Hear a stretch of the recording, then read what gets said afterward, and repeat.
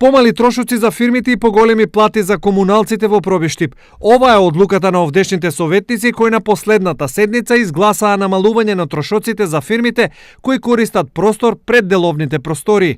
Во иднина, за користење на јавно прометните површини во Пробиштип ќе се наплаќа за 40% пониски цени, односно комуналната такса од сегашните 8 денари се намалува на 5 денари по метар квадратен.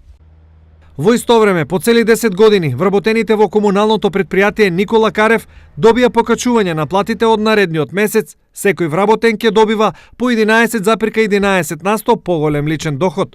Ова, според советниците, е исправање на една неправда од 2014 година, кога на вработените во Никола Карев, поради лошата состојба во која се наоѓаше претпријатието, платите им беа намалени. За општината, ова е доказ за домакинското работење, зашто покачувањето на платите доаѓа без да се дозволи покачување на цената на водата.